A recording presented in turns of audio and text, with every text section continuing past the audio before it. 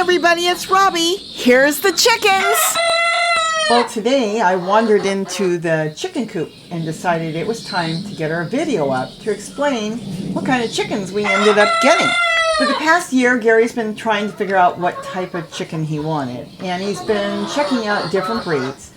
The main thing he wanted was he wanted a breed that was going to be tame, so he can move them around, and fairly good layers, and nothing too tiny, but nothing too big. So while he was deciding, and he was thinking of this particular breed, Ayam, Cemani, that was one of the breeds, my daughter decided during the holidays that she wanted her kids to see chickens being hatched.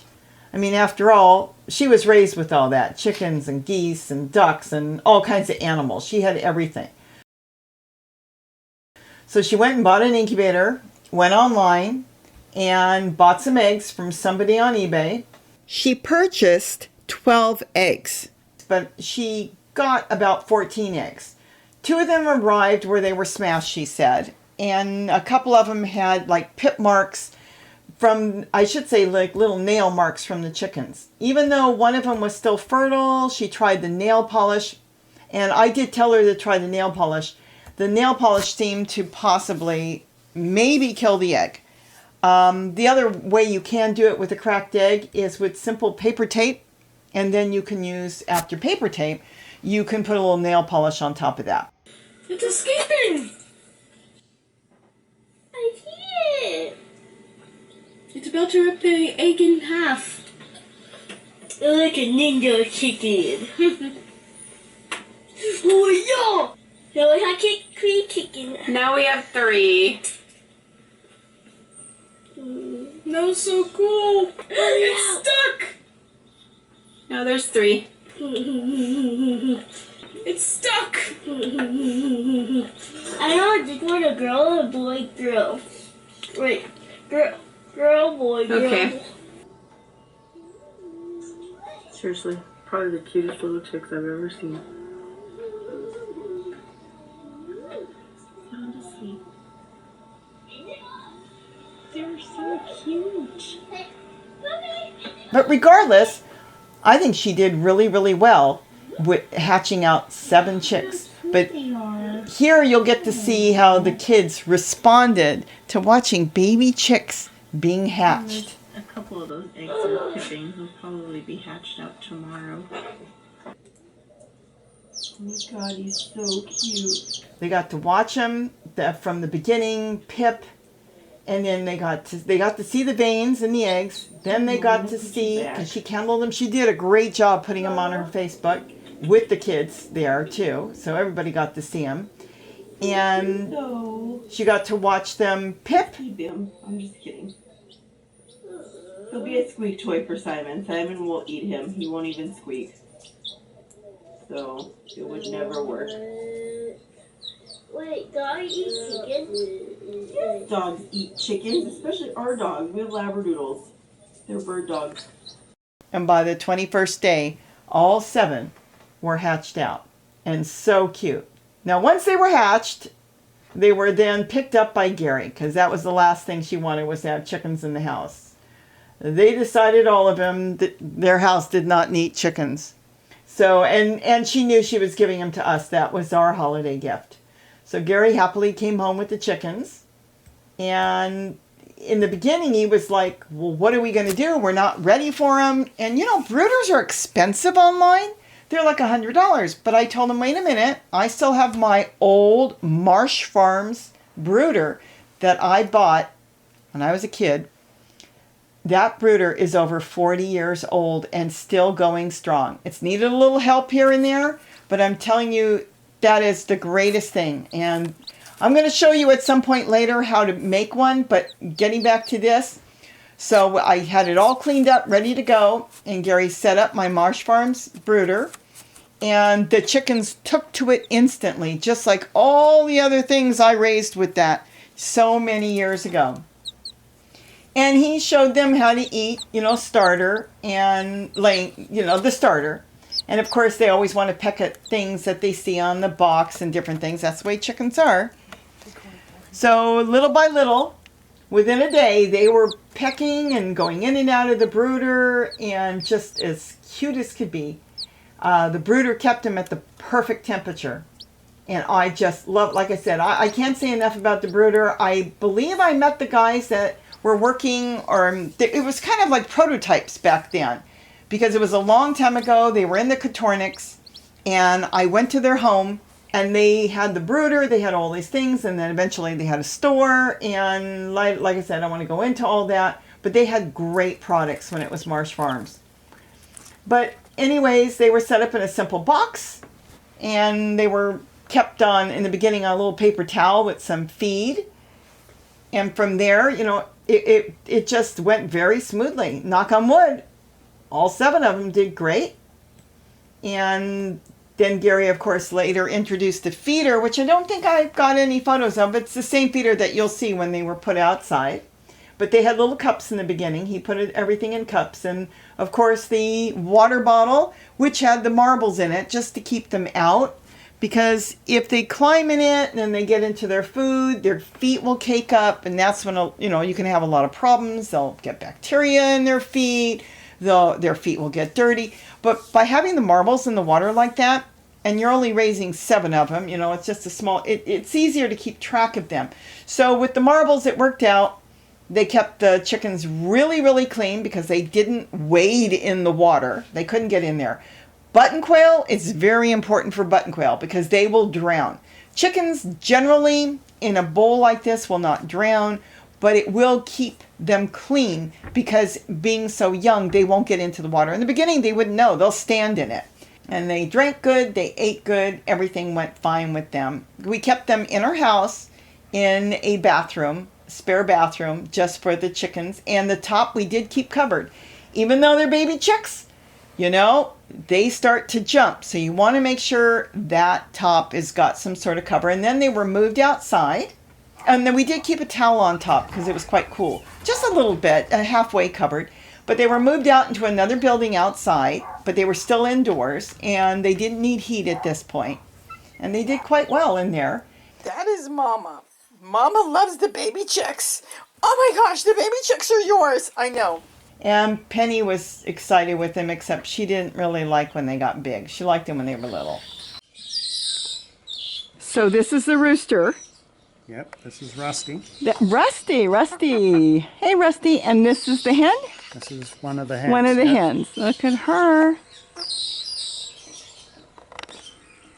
And see, our healers don't even care, do you guys? You don't associate them with food.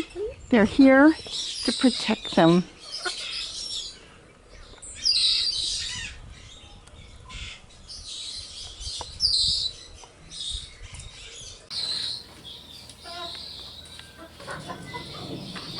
So anyways, well, that's the story on the chickens. So now Gary's got his chickens.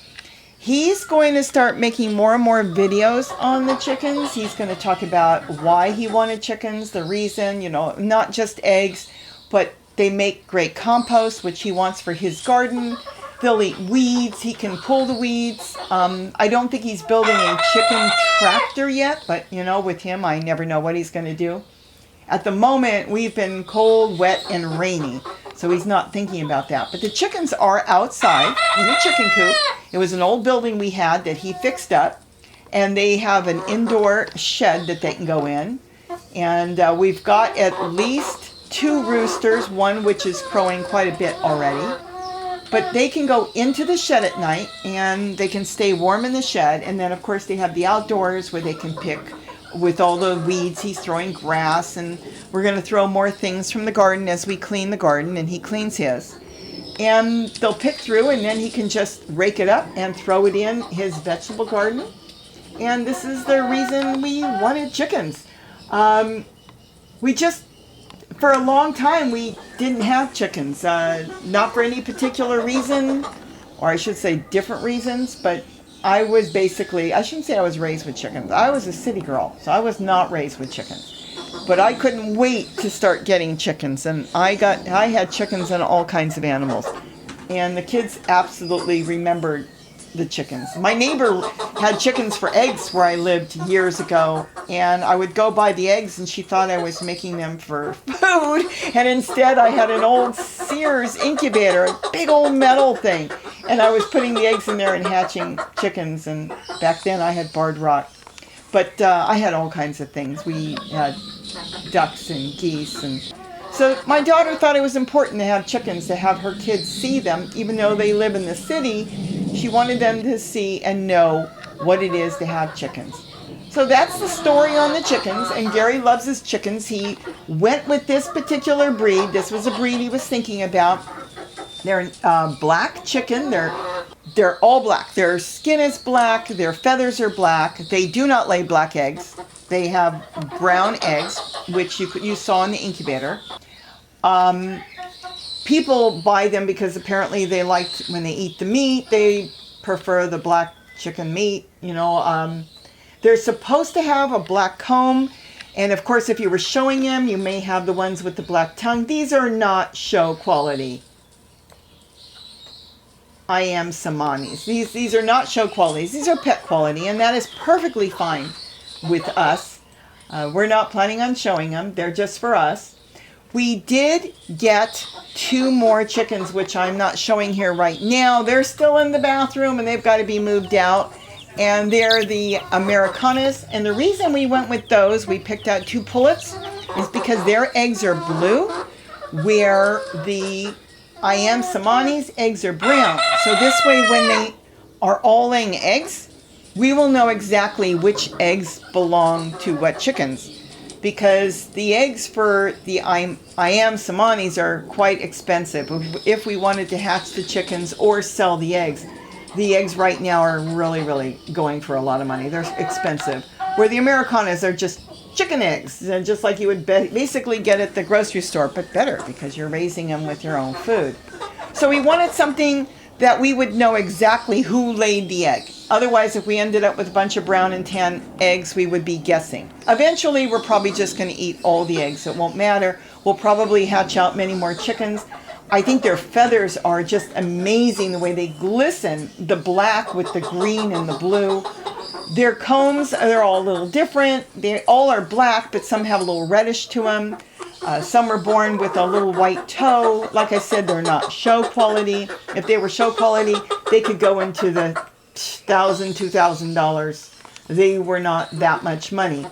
But this is absolutely perfect for us. They're so sweet and so tame. You go in there, they just want to follow you around and see what you've got. And this was the reason Gary picked out those chickens. So as you can see, that's where they are. And we will update as things go. They're only 3 months old right now. And they're pretty big, but they're 3 months old. They're not going to get that big. I'm not exactly sure how big they get, but they're nowhere near like a leghorn. But they are bigger than a Bantam. And they're just a very unique chicken. So we'll see. They're supposed to get between 4 and 5 pounds. So that's not really that big. And I think they'll be just perfect for us. The garden starts to come about. I'll be throwing leaves in there. But it's very interesting on the breed. They originated from Indonesia. And when they first came here, they were going for thousands of dollars. And they haven't even been here, I don't think, all that long. But you know how chickens are. They breed quite fast. So they had, you know, the price has gone down a bit. But they were like $2,500 when they first were coming in here. And that's basically it. So the hens will lay a cream-colored egg, and they say about 100 eggs a year, so they're not as good as some of your other egg layers that lay more, but you know, this is going to be perfect for us. And then we'll have the Americanas, and we'll see if we get some more. So that's the story on the chickens. They're doing really well. They seem happy. Everybody's happy, and the crowing is new, and that's interesting to hear. So with that, I will keep you updated, and Gary's getting videos together, and he will keep you updated as well as it goes along with the chickens, and you'll see how they're doing and the things we're going to do with them. And I'm looking at those feathers, and I'm thinking, wow, beautiful earrings. Here's how I made the earrings in under 1 minute. So I made the earrings. I found some paper I liked out of an old magazine. and I rolled some paper beads. I coated them with a little bit of my diamond glaze. You can use nail polish, let it dry. Then I got some chicken feathers out of the pen. I used elastic because I have a lot of this black elastic, and I strung it through the beads. I pulled the feathers through with the elastic, and I made sure that once the feathers were in and there was the diamond glaze on everything, you can use white glue, I pulled the elastic through on the top, as you can see, just to leave a little hoop to attach to my earrings. And then I let them dry, and then once they were dry, I went back after they were all dry and I cut the elastic off with just a nail clipper, 1, 2, 3, you cut it off, you can pull it, cut it off, it disappears inside the bead so you'll never see it. And then any of the quill from the feathers on the top, I removed those too. I got myself a jump ring. I strung the elastic part with a little hoop onto the jump ring, and there it is. Feathers, earrings, done, 1, 2, 3. But anyways, with that, have a great day. Ask questions. Gary knows more about the chickens than me. I don't know all that much. I just know that he did a lot of research. He was hitting Google. He was on there and he was checking things out. And he had a couple breeds in mind, and this was one of them. And he's really, really happy with them. So we'll see how they go. Have a great day. And don't forget to eat what you grow. Goodbye, everybody.